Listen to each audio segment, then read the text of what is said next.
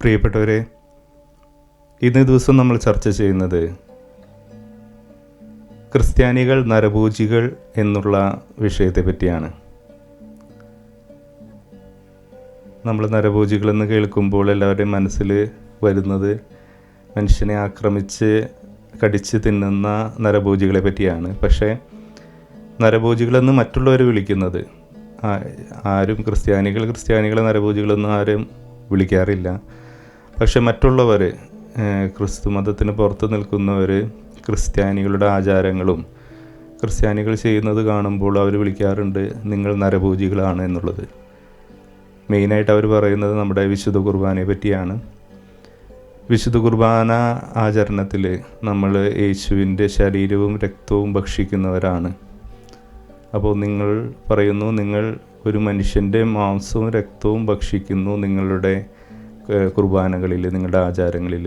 അപ്പോൾ നിങ്ങൾ മനുഷ്യനെ ഭക്ഷിക്കുന്നതിനെ പ്രോത്സാഹിപ്പിക്കുകയാണ്, നിങ്ങളുടെ പ്രാകൃതമായിട്ടുള്ള ആചാരമാണ് എന്നുള്ളതൊക്കെയാണ് യുക്തിവാദികളായിട്ടുള്ളവരും അതുപോലെ തന്നെ മറ്റു മതത്തിലുള്ളവരും പിന്നെ കത്തോലിക്ക വിശ്വാസത്തിലില്ലാത്തവരുമായിട്ടുള്ള കുറച്ച് ക്രൈസ്തവ സമൂഹങ്ങളും കത്തോലിക്കർക്കെതിരെ പറയുന്ന ഒരു കാര്യം. അപ്പോൾ ഈ ഒരു കാര്യം വിശുദ്ധ കുർബാന എന്നുള്ളത് അതിൻ്റെ പൂർണ്ണമായ അർത്ഥത്തിൽ കത്തോലിക്ക വിശ്വാസത്തിലും അതുപോലെ തന്നെ കത്തോലിക്ക സഭാ വിഭാഗത്തിൽ നിന്നും മാറിപ്പോയി 1-2 സഭാ സമൂഹങ്ങളിലുമാണ് വളരെ കൃത്യമായിട്ട് വിശുദ്ധ കുർബാനയായിട്ട് നടത്തുന്നത്. മറ്റു പല വിഭാഗങ്ങളിൽ ഇതൊരു ചടങ്ങ് മാത്രമാണ്, അതിന് വേറെ അർത്ഥങ്ങളോ അങ്ങനെയൊന്നും കൽപ്പിക്കാറില്ല. അപ്പോൾ എന്തുകൊണ്ടാണ് ക്രിസ്ത്യാനികൾ ഇത് ആചരിക്കുന്നത്? ഇതിൻ്റെ പിറകിൽ എന്താണ്? ശരിക്കും ഇതിനെ വിമർശിക്കുന്ന പലരും യഥാർത്ഥത്തിൽ ക്രിസ്ത്യാനി എന്താണെന്നോ അല്ലെങ്കിൽ ക്രൈസ്തവ വിശ്വാസം എന്താണെന്നോ അവർക്ക് വ്യക്തമായിട്ടുള്ള ധാരണയൊന്നുമില്ല. അവർക്ക് എന്തെങ്കിലുമൊക്കെ കേൾക്കുന്നു, അതൊക്കെ അവർക്ക് അവരുടെ ബുദ്ധിയിൽ വരുന്നില്ലെങ്കിൽ അല്ലെങ്കിൽ അവർക്കത് മനസ്സിലായില്ലെങ്കിൽ ഉടൻ തന്നെ അവരത് വിമർശിക്കുന്നു, അവരുടെ ഭാഷയിലെടുക്കുന്നു, അതിനെ അവർക്കെതിരെ തന്നെ ഉപയോഗിക്കുന്നു. ഇതൊക്കെയാണ് നമ്മൾ കണ്ടുവരുന്നത്. പല വിദ്യാഭ്യാസമുള്ളവരും വളരെയധികം തങ്ങളുടെ വളരെ ബുദ്ധിയുള്ളവരെന്ന് കരുതുന്ന പല ആളുകളും ഇങ്ങനത്തെ വിശ്വാസപരമായിട്ടുള്ള പല കാര്യങ്ങളും എടുത്തുകൊണ്ട് അതിനെ ആ രീതിയിൽ എടുക്കാതെ അല്ലെങ്കിൽ അത് ചെയ്യുന്നവരെന്തിനു വേണ്ടിയിട്ടാണ് അത് ചെയ്യുന്നതെന്ന് പോലും മനസ്സിലാക്കാതെ തങ്ങളുടെ ബുദ്ധി വെച്ച് അതിനെ വ്യാഖ്യാനിച്ചുകൊണ്ട് മാനുഷികമായ രീതിയിൽ അതിനെ കൊണ്ടുവന്നുകൊണ്ട് അതിനെ പരിഹസിക്കുന്നവരാണ് ഭൂരിഭാഗം ആളുകളും. അപ്പോൾ നമുക്കതിൻ്റെ യാഥാർത്ഥ്യം എന്താണെന്ന് നോക്കാം. അപ്പോൾ ഇതിന് ആസ്പദമായിട്ട് ബൈബിളിൽ തന്നെ പറയുന്നൊരു വചനമാണിത്. യോഹന്നാൻ്റെ സുവിശേഷത്തിൽ 6-ാം അധ്യായത്തിൽ 53 മുതലുള്ള വചനങ്ങളിൽ ഇങ്ങനെ പറയുന്നുണ്ട്. ശരിക്കും യോഹന്നാൻ്റെ സുവിശേഷത്തിലാണ് ഇത്രയും കൃത്യമായിട്ട് ഈ കാര്യത്തെ പറ്റി പറയുന്നത്. യേശു പറയുന്നതാണ്. യേശു പറഞ്ഞു, സത്യം സത്യമായി ഞാൻ നിങ്ങളോട് പറയുന്നു, നിങ്ങൾ മനുഷ്യപുത്രൻ്റെ ശരീരം ഭക്ഷിക്കുകയും അവൻ്റെ രക്തം പാനം ചെയ്യുകയും ചെയ്യുന്നില്ലെങ്കിൽ നിങ്ങൾക്ക് ജീവൻ ഉണ്ടായിരിക്കുകയില്ല. എൻ്റെ ശരീരം ഭക്ഷിക്കുകയും എൻ്റെ രക്തം പാനം ചെയ്യുകയും ചെയ്യുന്നവന് നിത്യജീവനുണ്ട്. അവസാന ദിവസം ഞാൻ അവനെ ഉയർപ്പിക്കും. എന്തെന്നാൽ എൻ്റെ ശരീരം യഥാർത്ഥ ഭക്ഷണമാണ്, എൻ്റെ രക്തം യഥാർത്ഥ പാനീയമാണ്. എൻ്റെ ശരീരം ഭക്ഷിക്കുകയും എൻ്റെ രക്തം പാനം ചെയ്യുകയും ചെയ്യുന്നവൻ എന്നിലും ഞാൻ അവനിലും വസിക്കുന്നു. ജീവിക്കുന്നവനായ പിതാവ് എന്നെ അയച്ചു, ഞാൻ പിതാവ് മൂലം ജീവിക്കുന്നു, അതുപോലെ എന്നെ ഭക്ഷിക്കുന്നവൻ ഞാൻ മൂലം ജീവിക്കും. ഇത് സ്വർഗത്തിൽ നിന്നിറങ്ങിയ അപ്പമാണ്. പിതാക്കന്മാർ മന്ന ഭക്ഷിച്ചു, എങ്കിലും മരിച്ചു. അതുപോലെയല്ല ഈ അപ്പം. ഇത് ഭക്ഷിക്കുന്നവൻ എന്നേക്കും ജീവിക്കും. അപ്പോൾ ഈ തിരുവചനമാണ് യേശു പറഞ്ഞത്. ഇത് പറഞ്ഞത് 2000 വർഷങ്ങൾക്ക് മുമ്പ് യഹൂദ ജനത്തിൻ്റെ മുന്നിൽ ഇതുപോലുള്ളൊരു വചനം പറഞ്ഞപ്പോൾ അവരെല്ലാവരും യേശുവിനെ ഉപദ്രവിക്കാനായിട്ട് തുടങ്ങിയെന്നാണ് പറയുന്നത്. കാരണം അവർക്കിതൊന്നും മനസ്സിലാവുന്നില്ല. തൻ്റെ ശിഷ്യന്മാർക്ക് പോലും ഇത് മനസ്സിലായില്ല. ഒരാളെങ്ങനെ സ്വന്തം ശരീരം ഭക്ഷിക്കാനായിട്ട് കൊടുക്കും? ഒരാളെങ്ങനെ സ്വന്തം രക്തം മറ്റുള്ളവരെ കൊണ്ട് കുടിപ്പിക്കും? അതിലെന്താണ് ലോജിക്ക്? അപ്പോൾ ഈ ഒരു ലോജിക്ക് യേശു മരിക്കുന്നതിന് മുമ്പ് യേശു പറഞ്ഞ കാര്യമാണ്. അപ്പോൾ അതുവരെ യേശു മരിച്ചിട്ടില്ല. അപ്പോൾ യേശുവിൻ്റെ മരണശേഷം, യേശു ഉയർത്തെഴുന്നേറ്റതിന് ശേഷമൊക്കെ തന്നെയാണ് ഈ കാര്യങ്ങളെപ്പറ്റി വ്യക്തമായ ബോധ്യം ശിഷ്യർക്കും മറ്റുള്ളവർക്കൊക്കെ മനസ്സിലായത്. അതുപോലെ തന്നെ പരിശുദ്ധാത്മാവ് അവരിൽ വന്നപ്പോഴാണ് ഇതിൻ്റെ കാന്തര അർത്ഥങ്ങൾ അവർക്കൊക്കെ പിടികിട്ടിയത്. അതുവരെ ആർക്കും ഇത് മനസ്സിലായിട്ടുണ്ടായിരുന്നില്ല. അപ്പോൾ ഈ ബൈബിൾ വചനം വായിച്ചു വരുന്നൊരു വ്യക്തി തുടക്കം മുതൽ യേശുവിൻ്റെ ചരിത്രം ഇങ്ങനെ വായിച്ചു വരുമ്പോൾ ഈ സ്ഥലത്തെത്തി കഴിഞ്ഞ് കഴിഞ്ഞാൽ അവർക്കുള്ളിൽ വളരെയധികം സംശയങ്ങൾ തോന്നും. അപ്പോൾ ഇതുവരെ വായിച്ചു വരുന്ന വ്യക്തിയാണെങ്കിൽ ഒരിക്കലും ഈ വചനത്തിൻ്റെ അർത്ഥം പിടികിട്ടാനായിട്ട് സാധിക്കില്ല. പിന്നീട് യേശു മരിച്ചതിന് ശേഷവും അതിനുള്ള കാര്യങ്ങളൊക്കെ മനസ്സിലാക്കിയതിന് ശേഷമായിരിക്കും ഒരുവിധം ഈ കാര്യങ്ങളെ പറ്റി ബോധ്യപ്പെടുന്നത്. പക്ഷേ അപ്പോഴും തീർന്നില്ല. ഇതിൻ്റെ പൂർണ്ണമായ അർത്ഥം നമുക്ക് മനസ്സിലാക്കണമെങ്കിൽ ബൈബിൾ ആദ്യം മുതൽ, ഉൽപ്പത്തി മുതൽ വായിക്കേണ്ടി വരും. അപ്പോൾ എന്താണ് ഇത് യഥാർത്ഥത്തിൽ ഉദ്ദേശിക്കുന്നത്? എന്തിനാണ് ക്രിസ്ത്യാനികൾ യേശുവിൻ്റെ ശരീരം എന്ന് പറഞ്ഞിട്ട് ഇത് ഭക്ഷിക്കുന്നത് എന്നുള്ളത്? അപ്പോൾ വിശുദ്ധ കുർബാന എന്നുള്ള കൂദാശ, സഭ പറയുന്നത് ഒരു കൂദാശയാണ്. അതായത് ദൈവത്തിൻ്റെ പ്രസാദവരം. ദൈവം ഭൂമിയിലേക്ക് വന്നു, യേശുവായിട്ട് ഭൂമിയിലേക്ക് വന്നത് ഞാൻ മുൻപും പറഞ്ഞിട്ടുണ്ട്. അത് എല്ലാം ഇപ്പോൾ നമുക്ക് വിശദീകരിക്കാനുള്ള സമയമില്ലെങ്കിലും വളരെ ഹ്രസ്വമായിട്ട് ഞാൻ പറയുന്നത്, ലോകത്തിൽ തിന്മ വന്നു. ഈ തിന്മ എല്ലാ മനുഷ്യരും തിന്മയ്ക്ക് അടിമയായി, എല്ലാവരും തിന്മ ചെയ്തു, ദൈവരാജ്യസ്ഥാനത്തിൽ നിന്ന് പുറത്താക്കപ്പെട്ടു. അവർക്ക് എല്ലാവരുടെയും ആത്മാവ് മർത്യമായി തീർന്നു തിന്മ ചെയ്തത് മൂലം. മർത്യമായ ഈ ആത്മാവിനെ അമർത്യമാക്കാൻ വേണ്ടിയിട്ട്, അപ്പോൾ ഈ തെറ്റുകളൊക്കെ ചെയ്തവർക്ക് ഈ തെറ്റ് ചെയ്തവൻ അതിൻ്റെ ശിക്ഷ അനുഭവിക്കണം. അപ്പോൾ അവന് തന്നെ അതിൻ്റെ പരിഹാരം ചെയ്യാനായിട്ട് സാധ്യമല്ലാത്തത് കൊണ്ട്, കാരണം നമുക്കറിയാം നമ്മൾ ചെയ്യുന്ന ഓരോ തെറ്റുകളുടെയും കണക്കെടുത്താൽ അതിന് എത്രയധികം നമ്മൾ പരിഹാരം ചെയ്യേണ്ടി വരും. ആ പരിഹാരം ചെയ്യാനായിട്ട് നമ്മൾക്ക് തന്നെ യോഗ്യരാണോ എന്നുള്ളതാണ്. ഇപ്പോൾ മാനുഷിക രീതിയിൽ ചിന്തിച്ച് നോക്കിക്കഴിഞ്ഞാൽ ചിലപ്പോൾ നമുക്ക് നമ്മുടെ തെറ്റുകൾക്ക് പരിഹാരം ചെയ്യാനായിട്ട് സാധിക്കും. പക്ഷേ ദൈവത്തിൻ്റെ നീതി അനുസരിച്ച് ഒരിക്കലും ഒരു പാപിയായ മനുഷ്യന് സ്വന്തം പാപത്തിന് പരിഹാരം ചെയ്യാനായിട്ട് സാധിക്കില്ല. ഇപ്പോൾ നമുക്കറിയാം, നമ്മളുടെ മാനുഷികമായ രീതിയിൽ ഒരു കുറ്റം ചെയ്തവന് ആ കുറ്റത്തിന് പരിഹാരം ചെയ്യിക്കുന്നത്, അതായത് ഒരു കുറ്റം ചെയ്തെന്ന് തെളിഞ്ഞു കഴിഞ്ഞാൽ നമ്മുടെ സൊസൈറ്റി ആ വ്യക്തിയെ എന്ത് ശിക്ഷയാണ് കൊടുക്കുന്നത്? ഇപ്പോൾ വേറൊരാളെ അടിച്ചു, അയാളുടെ ശരീരത്തിൽ മുറിവുകളുണ്ടായി, ചോര വന്നു. ഇങ്ങനെ ഒരു അവസ്ഥ ഉണ്ടായി കഴിഞ്ഞു കഴിഞ്ഞാൽ ഈ തെറ്റ് ചെയ്ത വ്യക്തിയെ നമ്മൾ പോലീസ് പിടിക്കുന്നു, കോടതിയിൽ കൊണ്ടുപോകുന്നു, കുറ്റമെന്ന് തെളിയുന്നു. കുറ്റം തെളിഞ്ഞതിന് ശേഷം ഈ വ്യക്തിക്ക് കൊടുക്കുന്ന ശിക്ഷ എന്താണ്? ഈ വ്യക്തിയുടെ ശരീരം തല്ലി പൊളിക്കാനും ചോര വരുത്താനോ ആണോ പറയാറ്? അല്ല. നമ്മുടെ സൊസൈറ്റിയെ അങ്ങനെയുള്ള നിയമമല്ല വയ്ക്കുന്നത്. ഇതിന് ആനുപാതികമായിട്ടുള്ള ഒരു ശിക്ഷ, ചിലപ്പോൾ ഇത്ര നാളത്തെ ജയിൽവാസം, ഇത്ര നാൾ അയാളെ അവിടെ നിന്നും മാറ്റി നിർത്തും, സമൂഹത്തിൽ നിന്നും മാറ്റി നിർത്തി ആ തെറ്റ് അയാൾക്ക് ബോധ്യപ്പെടുന്ന രീതിയിൽ, അയാളെ മാറ്റുന്ന രീതിയിൽ, അക്രമവാസനില്ലാത്ത രീതിയിൽ അയാളെ മാറ്റുന്നു. അയാൾ ജയിലിൽ കിടന്നുകൊണ്ട് അതിന് പരിഹാരം അനുഭവിക്കുന്നു. അപ്പോൾ ഒരു തെറ്റിന് ഈക്വലൻ്റായിട്ട് വേറൊരു കാര്യം അയാൾ ചെയ്തു, എന്നാൽ അത് തന്നെ ആവർത്തിക്കണമെന്നില്ല ആ തെറ്റിൻ്റെ പരിഹാരമായിട്ട്. അപ്പോൾ ഇത് മാനുഷിക നീതിയാണ്.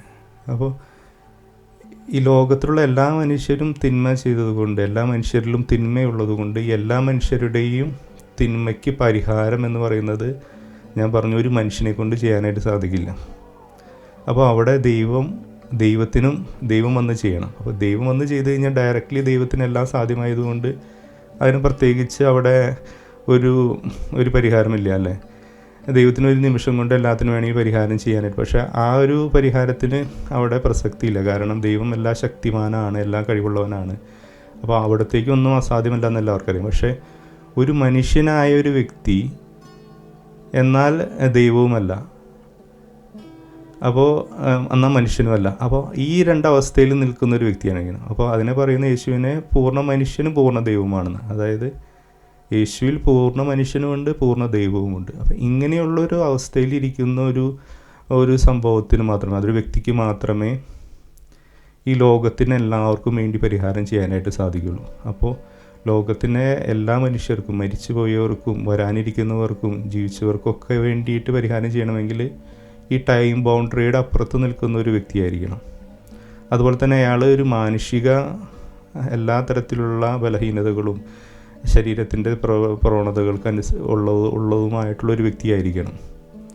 അപ്പോൾ അതുകൊണ്ടാണ് ദൈവം മനുഷ്യനായിട്ട് ഭൂമിയിലേക്ക് വരുന്നതും ഈ ലോകത്തിന് എല്ലാവർക്കും വേണ്ടി പാപപരിഹാരത്തിന് വേണ്ടി ഒരു കുറ്റവും ചെയ്യാതെ നിർമ്മലമായി ഇരുന്ന അദ്ദേഹം ലോകത്തിന് മുന്നിലും അദ്ദേഹം കുറ്റക്കാരനായിരുന്നില്ല, ദൈവത്തിന് മുന്നിലും കുറ്റക്കാരനായിരുന്നില്ല. അപ്പോൾ അദ്ദേഹം ഈ എല്ലാ പാപങ്ങളും സ്വയമായിട്ട് ഏറ്റെടുക്കുകയും തൻ്റെ മരണം മൂലം ഇതിനെല്ലാത്തിനു വേണ്ടി പരിഹാരം അനുഷ്ഠിക്കുകയും ചെയ്തു എന്നുള്ളതാണ് ക്രൈസ്തവ വിശ്വാസം. നമ്മുടെ യേശുവിൻ്റെ കുരിശുമരണം അതാണ് നമ്മൾ വിശ്വസിക്കുന്നത്. അപ്പോൾ കുരിശുമരണത്തിലൂടെ പാപത്തിൽ നിന്ന് എല്ലാ മനുഷ്യർക്കും ദൈവം മോചനം നൽകി. അതായത് ദൈവം അതിനെല്ലാത്തിനും പരിഹാരം ചെയ്തു, സ്വന്തമായിട്ട് എല്ലാം പരിഹാരം ചെയ്തു. ഇനി ഈ യേശു ക്രിസ്തുവിൽ വിശ്വസിക്കുന്നവർക്കെല്ലാവർക്കും അവൻ നേടിയ രക്ഷ എല്ലാവർക്കും ലഭിക്കും എന്നുള്ളതാണ് യേശു പറഞ്ഞൊരു കാര്യം. അതോടൊപ്പം ഈ മുൻപത്തെ വചനങ്ങൾ നമ്മൾ വായിച്ചു നോക്കുകയാണെങ്കിൽ അവിടെ കൃത്യമായിട്ട് യേശു പറയാണ്, നിങ്ങൾ എൻ്റെ ശരീരം ഭക്ഷിക്കണം, എൻ്റെ രക്തം പാനം ചെയ്താൽ മാത്രമാണ് നിങ്ങൾക്ക് ജീവൻ ഉണ്ടാവുകയുള്ളൂ എന്നുള്ളത്. നമ്മൾ മുമ്പും പറഞ്ഞു, നമ്മുടെ ആത്മാവ് നമ്മൾ തന്നെ കളങ്കിതമാക്കുന്ന നമ്മുടെ ആത്മാവ്, നമ്മുടെ ശരീരത്തിൻ്റെ പ്രവൃത്തികൾ മൂലം നമ്മുടെ ശരീരവും മലിനപ്പെട്ടു കഴിഞ്ഞു, നമ്മുടെ ആത്മാവും മലിനപ്പെടുന്നു. നമ്മുടെ ആത്മാവിൻ്റെ വീഡിയോയിൽ നമ്മൾ പറഞ്ഞിരുന്നു എങ്ങനെയാണ് ഒരു ആത്മാവ് കളങ്കിതമാവുന്നതെന്ന്. നമ്മൾ ചെയ്യുന്ന ഓരോ പ്രവൃത്തിയുടെയും ഒരു ബ്ലൂ പ്രിൻ്റ് നമ്മുടെ ആത്മാവിൻ്റെ മുകളിൽ നമ്മൾ ചെയ്തുകൊണ്ടിരിക്കുകയാണ്, അല്ലെങ്കിൽ അതിൻ്റെ ബ്ലൂ പ്രിൻ്റ് ഓരോ ആത്മാവിൻ്റെ മുകളിലും പതിഞ്ഞുകൊണ്ടിരിക്കുകയാണ്. അപ്പോൾ ഓരോ തിന്മ പ്രവൃത്തി ചെയ്യുമ്പോഴും ഈ ആത്മാവിൻ്റെ മുകളിൽ നമ്മൾ അത്രയധികം മാലിന്യങ്ങളും തിന്മകളുമാണ് അവശേഷിപ്പിക്കുന്നത്. അപ്പോൾ ഇങ്ങനെയുള്ള ഒരു ആത്മാവ് ഇതിൽ നിന്ന് മോചനം കിട്ടണമെങ്കിൽ, അതുപോലെ തന്നെ നമ്മുടെ ശരീരവും കളങ്കിതമായി. അപ്പോൾ ഇതിന് മോചനം കിട്ടണമെങ്കിൽ നമ്മുടെ ആത്മാവിനെ ഒരു വിശുദ്ധീകരിക്കുന്ന ഒരു പ്രവൃത്തി നടത്തേണ്ടത് അത്യാവശ്യമാണ്, അല്ലേ? അപ്പോൾ അത് അവിടെ നിൽക്കട്ടെ. ഇനി ഇതിൻ്റെ കുറച്ചൊരു ഹിസ്റ്ററിയും കൂടി നമ്മൾ നോക്കണം. യേശു ജനിച്ചത് യഹൂദ വിശ്വാസത്തിലാണ്, അല്ലേ? യഹൂദ വിശ്വാസത്തിൽ അവിടെ ഒരു പാരമ്പര്യമുണ്ടായിരുന്നു. നമ്മൾ മുമ്പ് നമ്മുടെ ഈ ജയിൽ വാസത്തെപ്പറ്റി പറഞ്ഞതുപോലെ ഇപ്പോഴത്തെ സൊസൈറ്റിയുടെ നിയമമാണ് നമ്മൾ ഒരു പാപം തെറ്റ് ചെയ്ത് കഴിഞ്ഞാൽ നമ്മളിങ്ങനെ ജയിൽ വാസത്തിന് വിടുക, അതിനുശേഷം അതിന് പരിഹാരം ചെയ്യുക എന്നുള്ളത്. എന്നാൽ യഹൂദ വിശ്വാസത്തിൽ അവിടെ ഒരാൾ പാപം ചെയ്ത് കഴിഞ്ഞ് കഴിഞ്ഞാൽ അതിൻ്റെ പരിഹാരം അവർ ചെയ്യുന്നത് ആ പാപത്തിനനുസരിച്ച് ഒരു കുഞ്ഞാടിനെയോ ഒരു നാൽക്കാലിയോ അവർ ദേവാലയത്തിലേക്ക് കൊണ്ടുവരും. ആ കുഞ്ഞാടിൻ്റെ മുകളിൽ എല്ലാ പാപങ്ങളും ആരോപിച്ചതിന് ശേഷം ആ കുഞ്ഞാടിനെ അവിടെ ബലി കഴിപ്പിക്കും. അതിനുശേഷം ആ കുഞ്ഞാടിൻ്റെ ആന്തരിക അവയവങ്ങൾ ആ അഗ്നിയിൽ ദഹിപ്പിക്കും. അതിൻ്റെ ഒരു ഭാഗം പുരോഹിതർക്ക് കൊടുക്കും, ഒരു ഭാഗം ഈ ബലി കഴിക്കാൻ വന്ന ആൾക്കാർക്ക് കൊടുക്കുകയാണ് ചെയ്യുന്നത്. അവരത് അവിടെ വെച്ച് തന്നെ തീയിൽ ചുട്ടുകൊണ്ട് ഭക്ഷിക്കും എന്നുള്ളതാണ് അവരുടെ വിശ്വാസം. അപ്പോൾ അത് അവരുടെ ഒരു മാനുഷിക നീതിയായിരുന്നു. അങ്ങനെ ചെയ്തു കഴിഞ്ഞാൽ അവർക്ക് പാപത്തിൽ നിന്ന് മോചനം കിട്ടുന്നുള്ള അവരുടെ കാഴ്ചപ്പാടായിരുന്നു. അപ്പോൾ യേശു യഹൂദ സമുദായത്തിലാണ്. അപ്പോഴും യേശു ജീവിച്ചിരുന്ന സമയത്ത് അവിടുത്തെ നിയമങ്ങൾ അതുപോലെ തന്നെയായിരുന്നു. യഹൂദന്മാരുടെ നിയമങ്ങളും കാര്യങ്ങളും അതുപോലെ തന്നെയായിരുന്നതുകൊണ്ട് യേശുവിന് ആ മാനുഷിക നീതിയും പൂർത്തിയാക്കണം, ദൈവത്തിൻ്റെ നീതിയും പൂർത്തിയാക്കണം ഉള്ളതുകൊണ്ട് യേശു സ്വയമായിട്ട് അവിടെ ബലിയായിട്ട് കൊടുക്കുകയാണ് ലോകത്തിൻ്റെ മുന്നിൽ. അതായത് എല്ലാ കുറ്റങ്ങളും സ്വയമായിട്ട് മറ്റുള്ളവരെല്ലാവരും ഈ കുറ്റങ്ങളൊക്കെ യേശുവിൻ്റെ മേലിൽ ആരോപിച്ചു. അതിനുശേഷം യേശു തിരഞ്ഞെടുത്ത മരണം എന്ന് പറയുന്നത് എന്താണ്? ഈ ലോകത്ത് കിട്ടാവുന്ന ഏറ്റവും വേദനയേറിയ മരണമാണ് യേശു തിരഞ്ഞെടുത്തത്. നമ്മളിപ്പോൾ പലപ്പോഴും യേശുവിൻ്റെ കുരിശുമരണത്തെ പറ്റി പലരും പറയുമ്പോൾ അതിപ്പോൾ എന്തൊരു മരണമാണ്, യേശുവിനെ കൊണ്ടുപോയിട്ട് 2 മരത്തിന് മേൽ കുരിശിൽ തറച്ചു കൊന്നു എന്നുള്ളതാണ് മറ്റു പലരും പറയുന്നൊരു കാര്യം. പക്ഷേ യഥാർത്ഥത്തിൽ അവിടെ നടന്നത് വ്യത്യസ്തമായിട്ടുള്ള കാര്യങ്ങളാണ്. യേശുവിൻ്റെ പീഡാനുഭവത്തെ പറ്റി നമ്മൾ അതിനെപ്പറ്റി മനസ്സിലാക്കിയാലാണ് അത് മനസ്സിലാവുള്ളൂ. അതായത് ഏകദേശം ഒരു 2 ദിവസത്തോളം യേശു അല്ലെങ്കിൽ 1.5 ദിവസത്തോളം യേശുവിനെ പട്ടിണിക്കിട്ടുകൊണ്ട് വെള്ളവും ഭക്ഷണമൊന്നുമില്ലാതെ ഒരു വ്യക്തിയെ ഇട്ട് അതിനുശേഷം ആ വ്യക്തിയുടെ ശരീരം മുഴുവന് മുറിവുകളാൽ ചാട്ട കൊണ്ട് അടിച്ച് ആ മുറിവുകളിൽ കൂടെ ശരീരം മൊത്തം ഒരു ഉഴവുചാല് പോലെയായിരുന്നാണ് പറയണേ. യേശുവിൻ്റെ ശരീരം എല്ലാ രക്തവും യേശുവിൻ്റെ ശരീരത്തിൽ നിന്ന് വാർന്നു പോകുന്ന രീതിയിൽ അദ്ദേഹത്തെ ഉപദ്രവിച്ചു. നമ്മുടെ പാഷൻ ഓഫ് ദ ക്രൈസ്റ്റ് എന്ന സിനിമയിൽ നമ്മൾ കാണുന്നത് പോലെ തന്നെയായിരുന്നു യേശുവിനെ ചെയ്തത്. അത് സിനിമയ്ക്ക് വേണ്ടിയിട്ട് അങ്ങനെ രീതിയിൽ എക്സാജറേറ്റ് ചെയ്തതല്ല, അത് കുറഞ്ഞു പോയി എന്നാണ് പലരും പറയുന്നത്. അതിനേക്കാളും വലിയ രീതിയിലാണ് യേശുവിനെ ഉപദ്രവിച്ചത്. അതായത് ഒരു തെറ്റും ചെയ്യാതെ കള്ളങ്ങൾ മാത്രം പറഞ്ഞുകൊണ്ട് ഒരു വ്യക്തിയെ ഉപദ്രവിക്കുക. അപ്പോൾ നമുക്കറിയാം, നമുക്ക് ശരീരത്തിലേൽക്കുന്ന വേദന എന്ന് പറയുന്നത് ഒരു വേദന. രണ്ടാമത്തെ വേദന എന്താണ്? നമ്മുടെ പ്രിയപ്പെട്ടവർ നമ്മളെ വിട്ടുപോയി കഴിഞ്ഞ് കഴിഞ്ഞാൽ നമുക്കുണ്ടാകുന്ന വേദന എന്ന് പറയുന്നത് ചിലപ്പോൾ ശരീരത്തിൽ ഉള്ള വേദനയേക്കാളും വലിയൊരു വേദനയായിരിക്കും. അപ്പോൾ ആ സമയത്ത് നമുക്കറിയാം, യേശുവിനിൽ വിശ്വസിച്ചിരുന്ന, യേശുവിൻ്റെ കൂടെ എപ്പോഴും ഉണ്ടാവുമെന്ന് കരുതിയ ശിഷ്യന്മാരെല്ലാവരും യേശുവിനെ വിട്ടുപോയി. ആരും സഹായത്തിനില്ലാത്തൊരവസ്ഥ. അതൊരു മനുഷ്യന് കിട്ടാവുന്ന ഒരു വലിയൊരു വേദനയാണ്.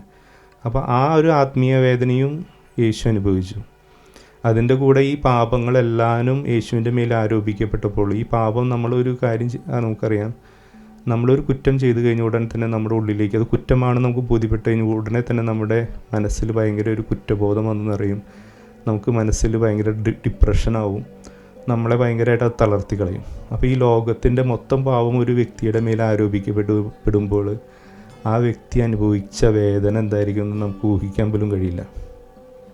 നിങ്ങളത് വളരെ സാവധാനത്തിലിരുന്ന് ചിന്തിച്ചാലും ധ്യാനിച്ചാലും മാത്രമാണ് യേശു അനുഭവിച്ച വേദന എന്താണെന്ന് മനസ്സിലാവുള്ളൂ. അതുകൊണ്ട് ആണ് ഇപ്പോൾ ഇതേ സമാനമായ രീതിയിൽ വേറൊരു മനുഷ്യ വ്യക്തി അനുഭവിച്ചാലും യേശുവിൻ്റെ മരണത്തിന് തുല്യമാവാതെ ഇരിക്കുന്നത്. കാരണം എന്തുകൊണ്ടാണ്? ആ വ്യക്തി ചെയ്ത തെറ്റിൻ്റെ പാപത്തിന് പരിഹാരമാണ് ആ വ്യക്തി സ്വന്തം ശരീരത്തിൽ ചെയ്തത്. ഇവിടെ യേശു ചെയ്തത് എന്താണ്? യേശു ഒരു തെറ്റും ചെയ്യാത്തൊരു വ്യക്തി ലോകത്തെ എല്ലാ മനുഷ്യരുടെയും പാപങ്ങൾക്ക് പരിഹാരത്തിന് വേണ്ടിയിട്ട് അവരുടെ എല്ലാ കുറ്റങ്ങളും ഏറ്റെടുത്തുകൊണ്ട് ഈ പീഡനങ്ങൾ മൊത്തം അനുഭവിച്ചു. ആത്മീയ സംഘർഷം, ഈ പാപം ചെയ്ത വ്യക്തികളുടെ പരിണിത ഫലമാണ് അവരുടെ കുറ്റബോധം, അവരുടെ ഡിപ്രഷൻ, എല്ലാ കാര്യങ്ങളും യേശുവിന് ആ സമയത്ത് അനുഭവിക്കേണ്ടി വന്നു. അതിൽ കൂടെ യേശു കടന്നുപോയി. അതിനുശേഷം കുരിശിന്മേൽ തറച്ച്, കുരിശുമരണം എന്നുള്ളത് അന്നത്തെ കാലത്തെ ഏറ്റവും നിന്ദ്യമായ ഒരു മരണമായിരുന്നു. അപ്പോൾ നമുക്കറിയാം, വേണമെങ്കിൽ തലവെട്ടിക്കൊല്ലാം, പല രീതിയിൽ വേണമെങ്കിൽ ഒരാളെ കൊല്ലാം. അപ്പോൾ തലവെട്ടിക്കൊല്ലാം എന്ന് പറയുന്നത് അന്നത്തെ കാലത്തെ ഏറ്റവും നല്ലൊരു മരണമായിരുന്നു. കാരണം റോമൻ പൗരന്മാരെയൊക്കെ തലവെട്ടിയാണ് കൊന്നുകൊണ്ടിരുന്നത്. കാരണം അത് കുറച്ചും കൂടിയും സമൂഹത്തിൽ ആദരിക്കപ്പെടുന്ന ഒരു മരണമായിരുന്നു. പക്ഷേ ഈ കുരിശുമരണം എന്ന് പറയുന്നതായിരുന്നു ഏറ്റവും നിന്ദ്യമായിട്ടുള്ള മരണം. ഏറ്റവും മോശമായിട്ട് കുറ്റം ചെയ്ത വ്യക്തികൾ, ഏറ്റവും ക്രൂരന്മാരായിട്ടുള്ള വ്യക്തികളെ കൊല്ലാനായിട്ട് ഉപയോഗിച്ചുകൊണ്ടിരുന്ന ഒരു മെത്തേഡായിരുന്നു കുരിശുമരണം എന്ന് പറയുന്നത്. അതായത് ഒരു വ്യക്തിയെ ജീവനോടെ കുരിശിന്മേൽ ആണികളിൽ തറച്ച് കുരിശിന്മേൽ കിടത്തും. ഈ ഒന്നാമത് ഈ കൈമേൽ ആണി തറച്ച് ഇതുമ്മേ തൂങ്ങി കിടക്കുമ്പോഴുണ്ടാകുന്ന വേദന, അതോടൊപ്പം ഈ ശരീരത്തിലെ രക്തം ഓരോ നിമിഷത്തിലും വാർന്നു പോയിക്കൊണ്ട് ഈ വ്യക്തി പതിയെ മരണത്തിലേക്ക് പോകുന്നൊരവസ്ഥ. അതായത് ഉള്ളിൽ അത്രയധികം പെയിൻ വരുമ്പോൾ ഈ വ്യക്തിക്ക് മയങ്ങി പോകാനായിട്ട് സാധിക്കില്ല. രണ്ടാമത് ഈ വ്യക്തി ബോധത്തോടു കൂടിയായിരിക്കും ഇത്ര സമയം ഈ കുരിശിന്മേൽ കിടക്കുന്നത്. അതിൻ്റെ കൂടെ മറ്റുള്ള പല രീതിയിലുള്ള കിളികൾ വരും, അവിടെ കഴുകന്മാർ വരും, ഇതൊക്കെ ഇതിനെ ഉപദ്രവിക്കും. അപ്പോൾ അതൊക്കെ വേദനകൾ സഹിച്ചുകൊണ്ട് ഈ വ്യക്തി മരണം വരെ ഇതുപോലുള്ള അവസ്ഥയിൽ ചിലപ്പോൾ 1-2 ദിവസം എടുത്തിട്ടായിരിക്കും ഈ വ്യക്തി മരിക്കുന്നത്. കുരിശിന്മേൽ കിടന്നുകൊണ്ട് ഭക്ഷണമില്ല, ഒന്നുമില്ലാതെ ഇങ്ങനെയൊരു തൂങ്ങി കിടക്കേണ്ട ഒരു അവസ്ഥ എന്ന് പറയുന്നത് അന്നത്തെ കാലഘട്ടത്തിലെ ഏറ്റവും നിന്ദ്യമായിട്ടുള്ള ഏറ്റവും പൈശാചിക നിറഞ്ഞ മരണമായിരുന്നു. അപ്പോൾ ആ ഒരു മരണമാണ് യേശു തിരഞ്ഞെടുത്തത്. അതായത് ഈ ലോകത്തിൻ്റെ നീതിയും പൂർത്തിയാക്കണം, ദൈവത്തിൻ്റെ നീതിയും പൂർത്തിയാക്കാനുള്ളത് കൊണ്ട് എല്ലാവരും അദ്ദേഹം സ്വയമായിട്ട് ഏറ്റെടുത്ത് മരിച്ചു. അപ്പോൾ ആ ഒരു മരണത്തിൽ അത്രയധികം കാര്യങ്ങൾ അടങ്ങിയിരിക്കുന്നുണ്ട്. നമ്മൾ വെറുതെ ഒരു മരണമെന്ന് അതിനെ വിളിക്കാനേ പാടില്ല. അപ്പോൾ ആ പീഡാനുഭവവും മരണം എന്നുള്ളത് തന്നെ വലിയൊരു ഒരു രഹസ്യം, അതുപോലെ തന്നെ വലിയൊരു ദൈവികമായിട്ടുള്ള ഒരു കാര്യമാണ്. അതിനെ നമ്മൾ ചർച്ച ചെയ്യണമെങ്കിൽ തന്നെ നമുക്ക് ദിവസങ്ങളോളം ചർച്ച ചെയ്യാനും സംസാരിക്കാനും ഉണ്ട്. അതിൻ്റെ നിരവധി ഭാഗങ്ങളുണ്ട്. അപ്പോൾ അങ്ങനെ ഒരു മരണത്തിൽ കൂടെ യേശു ചെയ്തെന്താണ്, സ്വന്തം അവിടെ, അതായത് യഹൂദന്മാരുടെ പാരമ്പര്യം അനുസരിച്ച് ഒരു കുഞ്ഞാടിന് എല്ലാ പാപങ്ങളും ആരോപിക്കപ്പെട്ട് ആ കുഞ്ഞാടിനെ കൊന്ന് ആ കുഞ്ഞാടിൻ്റെ ശരീരം എല്ലാവർക്കും ഭക്ഷിക്കാനായിട്ട് കൊടുക്കുന്നത് പോലെ തന്നെ ഇവിടെ യേശു ചെയ്തത് സ്വന്തം ശരീരത്തെ മരണത്തിന് വിട്ടുകൊടുത്ത് എല്ലാവർക്കും ബലിയായിട്ട് കൊടുത്തുകൊണ്ട് ആ ശരീരം എല്ലാവരോടും ഭക്ഷിക്കാനായിട്ട് പറഞ്ഞു. അപ്പോൾ ഇതാണ് അതിൻ്റെ പിറകിലുള്ളൊരു സത്യം എന്ന് പറയുന്നത്. അല്ലാതെ യേശുവിൻ്റെ ശരീരം കൊണ്ടുപോയി നിങ്ങൾ ഭക്ഷിച്ചോ എന്ന് വെറുതെ പറഞ്ഞതല്ല. ഇത്രയധികം കാര്യങ്ങൾ അതിൽ കിടക്കുന്നുണ്ട്. അതോടൊപ്പം തന്നെ ഈ ഒരു കാര്യത്തെപ്പറ്റി ബൈബിളിൽ പല ഭാഗങ്ങളിലും ഇത് രേഖപ്പെടുത്തി വെച്ചിട്ടുണ്ട്. യേശുവിന് മുമ്പ് 2000-3000 വർഷങ്ങൾക്ക് മുമ്പ് വരെ ഈ മരണത്തെപ്പറ്റി രേഖപ്പെടുത്തി വെച്ചിട്ടുള്ളതാണ് ഇതിൻ്റെ ഏറ്റവും വലിയൊരു ഇമ്പോർട്ടൻസ് എന്നുള്ളത്. അതായത് എല്ലാ പ്രവചനങ്ങളുടെയും പൂർത്തീകരണമായിരുന്നു യേശുവിൻ്റെ മരണം. പലരും പറയുന്നത് അവിചാരിതമായിട്ട് യേശുവിനെ കൊണ്ടുപോയി യൂദാസ് വഞ്ചിച്ചതുകൊണ്ട് യേശു മരിച്ചതെന്നാണ്. പക്ഷേ യേശു എങ്ങനെ പോയാലും മരിച്ചേ തീരൂ. കാരണം അത് ദൈവത്തിൻ്റെ പദ്ധതിയായിരുന്നു യേശു മരിക്കണമെന്നുള്ളത്. കാരണം അതിൽ കൂടെയാണ് ഈ ലോകം മൊത്തം രക്ഷപ്പെടാനായിട്ട് സാധിക്കുകയുള്ളൂ എന്ന് അദ്ദേഹത്തിന് അറിയാമായിരുന്നു. അപ്പോൾ അറിഞ്ഞിരുന്നതുകൊണ്ട് സ്വന്തം മകനെ ലോകത്തിന് മുന്നിൽ വിട്ടുകൊടുത്ത ദൈവത്തെ പറ്റിയാണ് നമ്മളപ്പോൾ മനസ്സിലാക്കേണ്ടത്. അപ്പോൾ ഇതിനോട് ചേർത്ത് നിർത്തി മറ്റു പലരും ഇതൊന്നും അറിയാതെ യേശുവിൻ്റെ കുരിശുമരണത്തെ ഇരുന്ന് പരിഹസിക്കുന്നത് കാണുമ്പോൾ നമ്മൾ എന്താ മനസ്സിലാക്കേണ്ടത്? ഞാൻ മുമ്പും പറഞ്ഞു, ഈ പിശാചിൻ്റെ പ്രവർത്തനങ്ങളെയാണ് നമ്മളതിൽ കാണേണ്ടത്. പിശാച് എന്ന് പറയുന്നത് ഈ ദൈവിക രഹസ്യങ്ങളെ പരിഹസിക്കുന്നവനാണ്. ദൈവികത എവിടെ കണ്ടാലും അവൻ അതിനെ പരിഹസിക്കും, അതിനെ കളിയാക്കും, അതിൽ ആനന്ദം കണ്ടെത്തും. അതിനെ നിന്ദിച്ചതുകൊണ്ട് അതിൽ ആനന്ദം കണ്ടെത്തുന്നവനാണ് പിശാച്. അപ്പോൾ പല സഭകളിലും പല ഭൗതിക വിദ്വാൻമാരുടെ സഭകളിലൊക്കെ ഇരുന്നു കൊണ്ട് യേശുവിൻ്റെ കുരിശുമരണത്തെ എടുത്തുകൊണ്ട് അവരിരുന്ന് പരിഹസിക്കുന്നത് കാണുമ്പോൾ നിങ്ങൾ ബോധമുള്ളവർ ചിന്തിക്കുക, അതിൻ്റെ പിറകിൽ പ്രവർത്തിക്കുന്ന ആത്മാവ് എന്താണെന്ന്. അവരതിൽ ആനന്ദം കണ്ടെത്താണ്. ഒരാളുടെ മരണത്തെ പറ്റി പറയുമ്പോൾ സന്തോഷം കണ്ടെത്തുന്നവർ, ഒരു മരണത്തെ പറ്റി പറഞ്ഞ് അതിൽ അട്ടഹസിച്ച് ചിരിക്കുന്നവരുടെ മനോഭാവം നിങ്ങളതിൽ കൂടെ മനസ്സിലാക്കണം.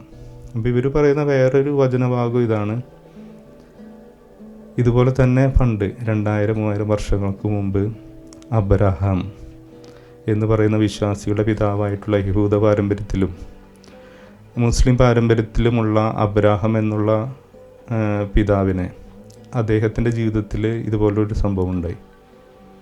അദ്ദേഹത്തിന് ഒരു മകൻ ജനിച്ചു. അത് ദൈവം മകനില്ലാതിരുന്ന അല്ലെങ്കിൽ മക്കളുണ്ടാവില്ല എന്ന് കരുതിയിരുന്ന അബ്രഹാത്തിന് ദൈവത്തിൻ്റെ അനുഗ്രഹത്താൽ ഒരു മകൻ ജനിക്കുന്നു. ആ മകനെ കൊണ്ടുപോയിട്ട് ആ മകൻ വളർന്നു വലുതായി കഴിയുമ്പോൾ അബ്രഹാത്തിനോട് ദൈവം പറയുന്നു, നീ ഈ മകനെ എനിക്ക് വേണ്ടിയിട്ട് ബലിയായിട്ട് തരണം എന്ന് പറയുന്നു. അപ്പോൾ ഇതുവരെ വായിച്ചു വരുന്നവർ ഈ ഭാഗം വായിക്കുമ്പോഴേക്കും പുസ്തകം അടച്ചു വയ്ക്കും. എന്നിട്ട് പറയും, ദൈവം എന്ത് കണ്ണിച്ചോരില്ലാത്തവനാണ്. സ്വന്തം ഒരു മകനെ കൊടുത്തു, മകനില്ലാത്തവനൊരു മകനെ കൊടുത്തു. മകനെ കിട്ടിയപ്പോൾ അത് ദൈവത്തിന് വേണ്ടിയിട്ട് ബലി കൊടുക്കാൻ വേണ്ടിയിട്ട് പറയുന്ന സാഡിസ്റ്റായിട്ടുള്ള ദൈവം ആണ് ക്രിസ്ത്യാനിയുടെ ദൈവമെന്ന് പറഞ്ഞ് അവരപ്പോഴേ പുസ്തകം അടച്ചു വെച്ചിട്ട് അവരുടെ വഴിക്ക് പോകും. അവരൊരിക്കലും ആ പുസ്തകത്തിൻ്റെ ബാക്കിയുള്ള ഭാഗങ്ങൾ വായിക്കില്ല. തുടർന്നും വായിക്കണം നമ്മൾ. തുടർന്ന് വായിക്കുമ്പോൾ എന്താണ് സംഭവിക്കുന്നത്? ഈ അബ്രഹാം എന്ന് പറയുന്നത് ദൈവത്തിൽ വിശ്വസിക്കുന്ന, അതായത് ഒരു സ്വപ്നത്തിലൂടെ പ്രത്യക്ഷപ്പെട്ട ദൈവത്തിൽ ആ ദൈവമാണെന്ന് മനസ്സിൽ വിശ്വസിക്കണമെങ്കിൽ ആ അബ്രഹാത്തിനൊരു ക്വാളിറ്റി ഉണ്ടായിരിക്കണം. അപ്പോൾ അദ്ദേഹം അത് ദൈവമാണ് ഇതെന്നോട് പറഞ്ഞിരിക്കുന്നത്, ദൈവം തന്ന ഒരു മകനെ ദൈവമാണ് തിരിച്ച് വേടിക്കുന്നത്, തിരിച്ച് ചോദിക്കുന്നതെന്ന് മനസ്സിലാക്കിയിട്ട് ആ മകനെ കൊണ്ടുപോയി ബലിയർപ്പിക്കാനായിട്ട് കൊണ്ടുപോവാണ്. ആ മകനെയും കൊണ്ടുപോയിട്ട് മലയുടെ മുകളിൽ കയറി ബലിക്കായിട്ട് വിറകുകൾ നിരത്തുന്നു. അതിൻ്റെ മുകളിൽ ഈ മകനെ പിടിച്ച് കിടത്തുന്നു. അവിടെയും ഈ അബ്രാഹാം മനസ്സിൽ വിചാരിക്കുന്നു, എൻ്റെ ദൈവം തന്നതാണിത്, ദൈവമാണ് തിരിച്ചാവശ്യപ്പെടുന്നത്. അപ്പോൾ ദൈവം അറിയാതെ ഒന്നും സംഭവിക്കില്ലെന്ന് അദ്ദേഹത്തിന് ഉറപ്പുണ്ട്.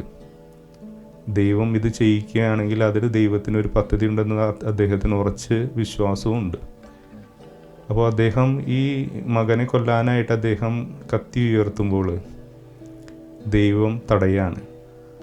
ദൈവം പറയാണ്, നീ കത്തിയെടുത്ത് ദൂരെ എറിയി, നിൻ്റെ മകനെ നീ കൊല്ലരുത്. അതായത് അദ്ദേഹം അത് ഒരിക്കൽ പോലും ആഗ്രഹിച്ചിട്ടില്ല. ഒരു മനുഷ്യ വ്യക്തിയെ കൊന്നുകളയണമെന്നോ അബ്രാഹത്തിൻ്റെ മകനെ കൊല്ലണമെന്നോ ആ ദൈവം ഒരിക്കലും ആഗ്രഹിച്ചിട്ടില്ല. അതായത് അബ്രാഹാം ആ നിമിഷം വരെ ആ വ്യക്തിയെ കൊല്ലണമെന്ന് വിചാരിച്ച ആ സമയത്ത് മനസ്സ് മാറിയതല്ല ദൈവത്തിൻ്റെ. അത് പറയുന്നത് ഇതാണ്, അബ്രാഹത്തിന് ദൈവത്തോടുള്ള സ്നേഹം എത്രത്തോളം ഉണ്ടെന്ന് ദൈവത്തിന് അറിയണം. ഞാൻ പറഞ്ഞല്ലോ, ഓരോ മനുഷ്യനും സ്വാതന്ത്ര്യം ദൈവം കൊടുത്തിട്ടുണ്ട്. അവനെ എങ്ങനെ വേണമെങ്കിലും അത് യൂസ് ചെയ്യാം. ദൈവത്തെ തള്ളി പറയാം, ദൈവത്തെ വിശ്വസിക്കാം, ദൈവത്തിനോട് ചേർന്ന് നിൽക്കാം. അപ്പോൾ അത് ഓരോ മനുഷ്യൻ്റെ കയ്യിലുള്ള സംഭവമാണ്. ദൈവം അത് എപ്പോഴും പരീക്ഷിക്കും. നമ്മൾ ദൈവത്തിനോടൊപ്പമാണോ, ദൈവത്തിനോട് എത്രയധികം നമ്മൾ കൂറ് കാണിക്കുന്നുണ്ട് എന്നുള്ളത് നമ്മളുടെ ജീവിതത്തിൽ ദൈവം പരീക്ഷകളിൽ കൂടെയാണ് അത് നമ്മളെ കൊണ്ട് കാണിക്കുന്നത്. നമ്മൾ എത്രത്തോളം എത്തിയെന്ന് നമ്മൾക്ക് തന്നെ ബോധ്യപ്പെടാനും നമ്മൾക്ക് മനസ്സിലാക്കാൻ വേണ്ടിയിട്ടാണ് അങ്ങനെയുള്ളൊരു സംഭവം ഉണ്ടാകുന്നത്. അപ്പോൾ ഇവിടെ സംഭവിക്കുന്നത്, ഈ അബ്രാഹത്തിന് ദൈവത്തോട് എത്രയധികം സ്നേഹമുണ്ട്, വിശ്വാസമുണ്ടെന്ന് അബ്രാഹത്തിന് മനസ്സിലാവണം, ദൈവത്തിനും അറിയണം. അപ്പോൾ അതുപോലെ തന്നെ ഇത് വായിക്കുന്ന ജനത്തിന് ഇതൊരു പാഠമാണ്. ഇനി അബ്രാഹത്തിന് ശേഷം വരുന്ന ഒരു ജനത ഈ വാക്കുകൾ എപ്പോഴും വായിക്കണം, ഇത് കേൾക്കണം, ഇത് മനസ്സിലാക്കണം, ഈ സംഭവം മനസ്സിലാക്കണം എന്നുള്ള കാര്യവും ദൈവത്തിൻ്റെ മനസ്സിലുണ്ട്. അപ്പോൾ ദൈവത്തിന് ഒരിക്കലും ആ അബ്രാഹത്തിൻ്റെ മകനെ കൊല്ലണമെന്നുള്ള ആഗ്രഹത്തിൻ്റെ പേരിലല്ല അബ്രാഹത്തിനെ അവിടേക്ക് കൊണ്ടുപോകുന്നത്, ചെയ്യിക്കാനായിട്ട് പറയുന്നത്. അബ്രാഹത്തിൻ്റെ ഉള്ള് അറിയുന്നതിന് വേണ്ടിയിട്ടാണ്. അദ്ദേഹം അവിടെ അബ്രാഹാം അത് സ്വീകരിച്ചില്ലെങ്കിൽ, ഇപ്പോൾ ദൈവം പറഞ്ഞതിന് ശേഷം അബ്രാഹാം ആ മകനെ കൊന്നില്ലെങ്കിൽ ദൈവം വന്ന് ആ മകനെ കൊല്ലുമെന്ന് ഒരു അതിനർത്ഥമില്ല. ദൈവം മനുഷ്യനെ കൊല്ലാൻ വേണ്ടിയിട്ടല്ല അവിടെ ഉണ്ടായിരുന്നത്. ദൈവത്തിൻ്റെ ആഗ്രഹം ആ മനുഷ്യൻ്റെ മനസ്സറിയണം എന്നുള്ളത്. അപ്പോൾ അവിടെ വെച്ചിട്ട് അബ്രാഹാത്തിനോട് തടയുന്നു, കുട്ടിയെ അഴിച്ചു മാറ്റാൻ പറയുന്നു, കുട്ടിയുടെ മേത്ത് തുടരുതെന്ന് പറയുന്നു. അപ്പോൾ അതിനുശേഷം ദൈവത്തിന് ഈ അബ്രാഹത്തിൻ്റെ ഹൃദയം മനസ്സിലാവുന്നു. ഇവൻ എന്നോടൊപ്പമുള്ളവനാണ്, എന്നെ അറിഞ്ഞവനാണ്, എന്നെ മനസ്സിലാക്കിയവനാണെന്ന് അവിടെ ബോധ്യപ്പെടുമ്പോൾ ദൈവം പിന്നീട് ചെയ്യുന്നൊരു കാര്യമുണ്ട്. ദൈവം പിന്നീട് എന്താ ചെയ്യുന്നത്, അവിടെ അബ്രാഹാം ബലി കഴിപ്പിക്കാനായിട്ട് പിന്നെ ബലിവസ്തു ഇല്ല. ദൈവത്തിന് വേണ്ടി ദൈവത്തിന് പ്രീതിക്കായിട്ട് എന്തെങ്കിലും കാര്യം ചെയ്യണം. അപ്പോൾ അവിടെ നോക്കുമ്പോൾ ഒരു കുഞ്ഞാട് അവിടെ മുൾപ്പടർപ്പിൽ കുടുങ്ങിക്കിടക്കുന്നു. അതിനെ പിടിച്ചുകൊണ്ട് വന്ന് ദൈവത്തിന് ബലിയായിട്ട് അവിടെ കൊടുക്കുകയാണ് മകന് പകരം. ഇതൊക്കെ ദൈവം കാണുന്നുണ്ട്. അവിടെ നടന്ന സംഭവമാണ് യേശുവിൽ ഇപ്പോൾ നടന്നത്. അന്ന് അബ്രാഹത്തിൻ്റെ കാര്യത്തിൽ സംഭവിച്ച വേദന, അതായത് അബ്രാഹാം സ്വന്തം മകനെ ബലി കഴിക്കാൻ വേണ്ടി പോയപ്പോൾ ഉണ്ടായ അദ്ദേഹത്തിൻ്റെ വേദന ഒന്നുണ്ട്. അപ്പോൾ അതിൻ്റെ പേരിൽ പലരും ദൈവത്തെ കുറ്റപ്പെടുത്തിയിട്ടുണ്ട്. ദൈവം അത് കണ്ട് രസിക്കുകയായിരുന്നു, ദൈവത്തിന് ആ വേദന ഹരമായിരുന്നു എന്നുള്ളതൊക്കെ. പക്ഷേ നിങ്ങൾ ഇപ്പോൾ ചിന്തിക്കുക, യേശു മരിക്കണ സമയത്ത് യേശുവിൻ്റെ പിതാവായിട്ടുള്ള ദൈവം എത്രത്തോളം വേദന അനുഭവിച്ചിട്ടുണ്ടാവും. ദൈവത്തിന് ഉറപ്പാണ്. എന്നാൽ ദൈവം അവിടെ വെച്ച് തടയുന്നില്ലല്ലോ. അബ്രാഹത്തിൻ്റെ കേസിൽ ദൈവം എന്താ ചെയ്തത്, ആ കുട്ടിയെ തൊടാൻ പോലും അനുവദിച്ചില്ല. പക്ഷെ ഇവിടെയോ സ്വന്തം മകനെ ലോകത്തിലുള്ള എല്ലാ മനുഷ്യർക്കും ഒരു കളിപ്പാട്ടം പോലെ വിട്ടുകൊടുക്കുകയാണ്. ഒരു കളിപ്പാട്ടം പോലെ വിട്ടുകൊടുത്തുകൊണ്ട് ഒരു പിതാവ് അവിടെ അടങ്ങി ഒതുങ്ങിയിരിക്കുക എന്ന് പറയുന്നത് എത്രത്തോളം വേദന നിറഞ്ഞതാണെന്ന് നിങ്ങൾക്ക് മനസ്സിലാവും. അതായത് എല്ലാം ചെയ്യാനായിട്ടുള്ള കഴിവുള്ള ഒരു ദൈവം, ആ ദൈവത്തിന് ഒരു നിമിഷം മതി ഈ ലോകത്തെ മൊത്തം ചാമ്പലാക്കി കളയാനായിട്ട്. അപ്പോൾ അത്രയധികം കഴിവുള്ള, അത്രയധികം ശക്തിയുള്ള ദൈവം അവിടെ അടങ്ങി ഒതുങ്ങി ഇരുന്നു കൊണ്ട് ഈ മനുഷ്യരുടെ മുന്നിൽ സ്വന്തം മകനെ വിട്ടുകൊടുത്തുകൊണ്ട് അവനൊരു കളിപ്പാട്ടം പോലെ എല്ലാവർക്കും വന്ന് ഉപദ്രവിക്കാം, എല്ലാവർക്കും വന്ന് തട്ടിക്കളിക്കാം. ആ മകൻ്റെ മേൽ എല്ലാവരും വന്ന് തുപ്പുന്നുണ്ട്, അവൻ്റെ മുഖത്തടിക്കുന്നുണ്ട്, അവൻ്റെ താടി രോമം പിടിച്ച് വലിക്കുന്നുണ്ട്, അവൻ്റെ തലയിൽ മുൾമുടി ധരിപ്പിക്കുന്നുണ്ട്, അവൻ്റെ ദേഹത്ത് മുറിവുകളില്ലാത്ത ഒരിടം പോലും ഇല്ല എന്നാണ് പറയുന്നത്. അപ്പോൾ അത്രയധികം മുറിവുകളും പീഡനങ്ങളും ഈ മകനെ അനുഭവിക്കാനായിട്ട് വിട്ടുകൊടുത്തുകൊണ്ട് ഈ ദൈവം അവിടെ മുകളിൽ നോക്കിയിരിക്കണമെങ്കിൽ ആ ദൈവം സാഡിസ്റ്റാണോ? ആ ദൈവം ഈ മനുഷ്യരെ എത്രയധികം സ്നേഹിച്ചിരുന്നു എന്നുള്ളതിൻ്റെ തെളിവാണ്. തൻ്റെ ഏകജാതനായിട്ടുള്ള, ആദ്യത്തെ ജാതനായിട്ടുള്ള യേശു ക്രിസ്തുവിനെ മറ്റുള്ളവരെ നേടാൻ വേണ്ടിയിട്ട്, മറ്റുള്ളവർ അവരവരുടെ ഇഷ്ടത്തിനനുസരിച്ച് ജീവിച്ച് അവർ തിന്മയ്ക്ക് അടിമപ്പെട്ടു പോയി. അത് അവരുടെ തന്നെ തെറ്റാണ് അല്ലേ? അവരുടെ തന്നെ ചോയ്സായിരുന്നു. അവരാണ് അതിൻ്റെ ഇത് അനുഭവിക്കേണ്ടത്, അതിൻ്റെ പരിഹാരം ചെയ്യേണ്ടത് അവരായിരുന്നു. പക്ഷെ അവർക്കത് ചെയ്യാനായിട്ട് സാധിക്കില്ല, അല്ലെങ്കിൽ അവർക്കതിനുള്ള കഴിവില്ല എന്ന് കാണുമ്പോൾ അവരെല്ലാവരും രക്ഷിക്കാൻ വേണ്ടിയിട്ട് സ്വന്തം ഒരു കുറ്റവും ചെയ്യാത്ത സ്വന്തം മകനെ അവരുടെ മുന്നിലേക്ക് വിട്ടു കൊടുത്തുകൊണ്ട് അവർക്ക് യഥേഷ്ടം പോലെ അവനെ ഉപദ്രവിക്കാനുള്ള സാഹചര്യം ഉണ്ടാക്കി കൊടുത്തുകൊണ്ട് അവിടുന്ന് ഇത്രയും മനുഷ്യരെ രക്ഷിക്കാൻ വേണ്ടിയിട്ട് ഈ കാര്യങ്ങളൊക്കെ സംഭവിപ്പിക്കുന്നു. അപ്പോൾ അതൊരു വലിയൊരു സ്നേഹമാണ്. ദൈവത്തിൻ്റെ ഒരു വലിയൊരു സ്നേഹം എന്താണെന്ന് നമ്മൾ മനസ്സിലാക്കിയാൽ മാത്രമാണ് നമുക്ക് ഇതൊക്കെ മനസ്സിലാക്കാനായിട്ട് സാധിക്കുള്ളൂ. ഇതിൻ്റെ രഹസ്യങ്ങളും കാര്യങ്ങളും ഒക്കെ നമുക്ക് ബോധ്യപ്പെടുള്ളൂ. അപ്പോൾ ഈ ഒരു സംഭവം, ഇതിൻ്റെ പല വേർഷൻസും, ഈ നടക്കാൻ പോകുന്നത് ഇതാണ് നമ്മുടെ മാനുഷിക ലോകത്തെ നടന്നിട്ടുള്ള ഏറ്റവും പ്രധാനപ്പെട്ട സംഭവം, അല്ലെങ്കിൽ ദൈവവും മനുഷ്യനുമായിട്ടുള്ള ബന്ധത്തിൽ ഉണ്ടായിട്ടുള്ള ഏറ്റവും പ്രധാന സംഭവം എന്ന് പറയുന്നത് ഈ കുരിശുമരണമാണ്. സ്വന്തം പുത്രനായിട്ടുള്ള യേശു ക്രിസ്തുവിനെ ലോകത്തിന് വേണ്ടിയിട്ട് വിട്ടു കൊടുത്ത് അവൻ മരിച്ച ദിവസം, മരിച്ച സമയമാണ് ഏറ്റവും പ്രധാനപ്പെട്ട, ലോകത്തിലെ ഏറ്റവും വലിയ സംഭവം. അപ്പോൾ ഈ ഒരു സംഭവം പ്രധാനപ്പെട്ടതായതുകൊണ്ട് ഇതിൻ്റെ മിനി വേർഷൻസ്, അല്ലെങ്കിൽ ഇതിൻ്റെ ഒരു പ്രതീകങ്ങൾ ദൈവം പല സമയങ്ങളിൽ കൊടുത്തിട്ടുണ്ട്. ബൈബിളിൻ്റെ പല ഭാഗങ്ങളിലും ഇതിനെപ്പറ്റി രേഖപ്പെടുത്തി വച്ചിട്ടുണ്ട്. ഒരു രഹസ്യം പോലെ, അല്ലെങ്കിൽ ഒരു കോഡ് പോലെ പല സ്ഥലങ്ങളിലും ദൈവം ഒളിപ്പിച്ച് വെച്ചിട്ടുണ്ട്. അതാണ് ആദ്യത്തെ സംഭവത്തിൽ നമ്മൾ കണ്ട അബ്രാഹത്തിൻ്റെ കേസിൽ കണ്ട ആ ഒരു സംഭവം. അതുപോലെ തന്നെ ബൈബിളിൻ്റെ പല ഭാഗങ്ങളിലും യേശു ക്രിസ്തുവിനെയും യേശു ക്രിസ്തുവിൻ്റെ ഈ കുരിശുമരണത്തെ പ്രതിയും പല പ്രവാചകന്മാരുടെ പ്രവചനങ്ങളിലൊക്കെ ഇത് ഒളിപ്പിച്ച് വെച്ചിട്ടുണ്ട്. ലോകത്തിൻ്റെ പാപം നീക്കുന്ന ദൈവത്തിൻ്റെ കുഞ്ഞാടെന്നുള്ള വചനങ്ങളിലൊക്കെ ഇത് പറയുന്നുണ്ട്. അതുപോലെ തന്നെ യേശുവും ഇതുപോലത്തുള്ളൊരു ഉപമ പറഞ്ഞു.